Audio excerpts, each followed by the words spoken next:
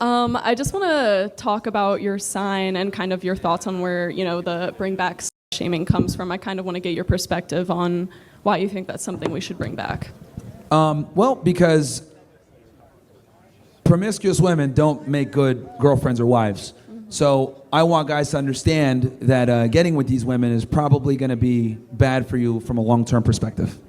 Do you think that instead of shaming the women, then we should be encouraging men to go after women who fit with those moral values? If that's something that matters to a man, don't you think we should instead be teaching young men to go after those women rather than shaming the women for their existence solely as a woman? Well, here's the thing. The slut shaming will be a deterrent to other women that are thinking about being Okay. Well, are you a biblical man at all? Are you religious at all? No, I'm not religious. Okay. I was just wondering if that came into a kind of play with your ideals. I mean, I guess my question is, why do you think that bringing that negativity is going to be better than bringing forward positivity? So in the way of, instead of shaming women for what they decide to wear, how they decide to act, why wouldn't we instead focus on encouraging men to seek out the women who align with what they want? Because shame is the strongest tool to get women to comply.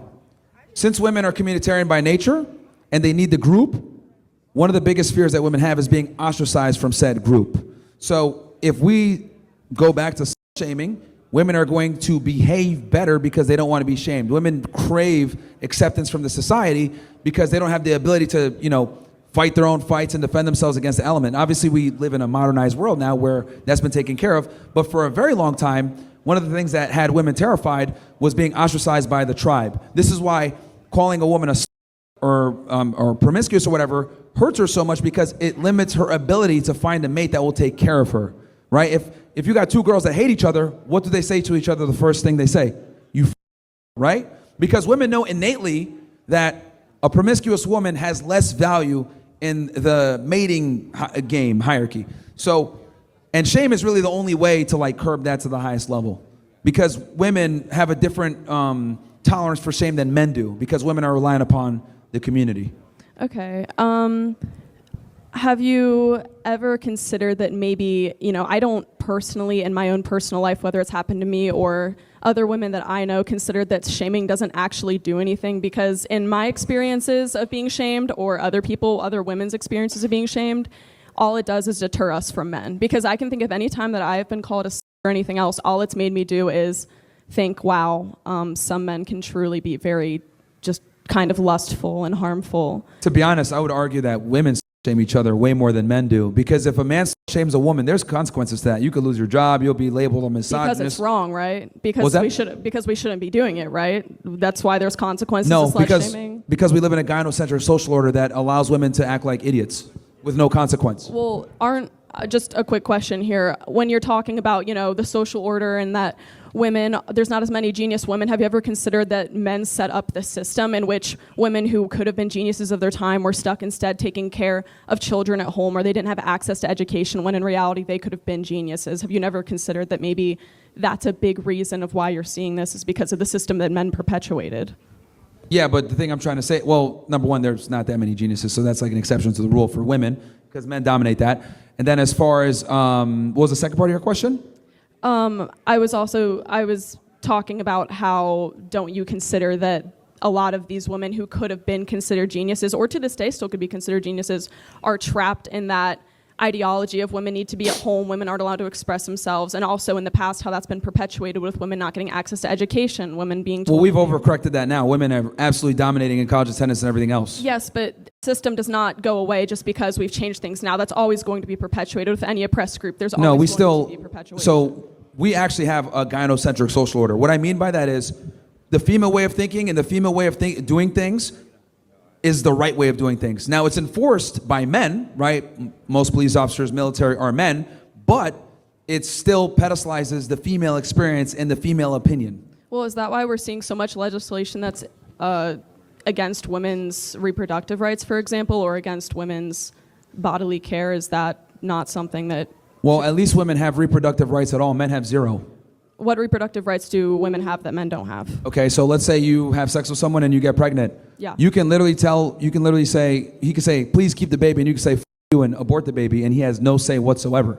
Yeah. So women have reproductive rights that men will never have. Except women are losing those rights, so we don't really have those rights. Yeah, it's been delegated to the state. Men are attacking those rights actively. There was recently a legislation, I forget which state, that was proposed where women would have to catch their abortions. You're missing the point that at least you guys have the privilege of being able to have those reproductive rights versus men have zero reproductive rights. And what's even crazier is you can have the kid and then put him on child support after the fact. Right, but so women like still, even though I see what you're saying, I see your grievance. What I'm saying is you at least have the right. The men have nothing. Well, could we at least discuss then that, if we have the case of like a single mother or a single father, when a man leaves, it's, the responsibility falls on the woman, and, you're like a lot of, like, I know what popular. I'm not arguing why. I'm just telling you that's what it is. Right. So, yeah, I completely understand. I'm just. Because you're making the argument that like, oh, women don't have the same accesses and privileges. What I'm arguing that women have more rights and privileges than men do in today's day and age. Okay, so do you think that women and men have equal say in a pregnancy, for example? They don't. Women have all the say. I'm saying in your ideology, do you think that men and women have equal part in making a child? Yeah, of course, yeah. It's 50-50, yeah. Okay, can I ask why you think that? Because you need sperm.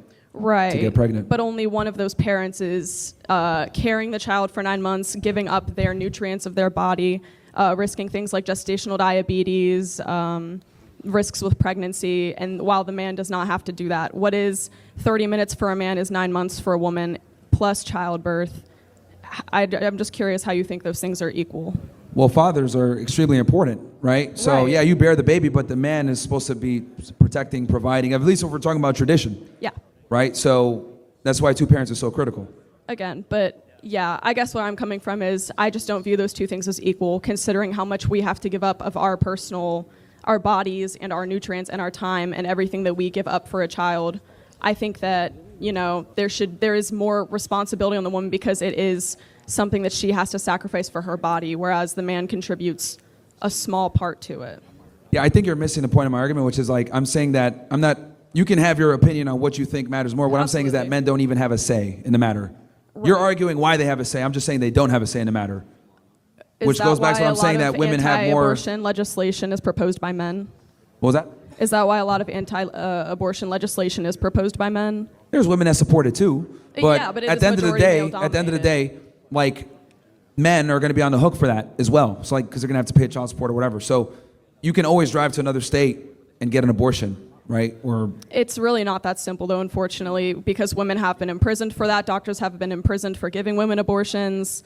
It's really not that simple. And also, there have been laws in place to make abortions difficult for women to get, such as laws that even state the parameters of what an abortion clinic has to look like, the color of the paint on the walls, the inches and centimeters between things. Again, you're going into like the details. Right. And I acknowledge those details, but what I'm telling you is that women at least have the ability to do it. Do they really have the ability, though? Yes, they do. All right. And if and men, they have, even if it's 50% of the time, that's still better than 0% of the time. Okay, but all right. Women are the final decision makers. Also, there's like 33 different forms of, birth control, like, and contraception. So it's like we've made it where not only do you have abortion rights, you also have a lot of contraception. You have the, Plan B, which you could buy anywhere. So women have lots of ways to deal with this versus men have none, is my point.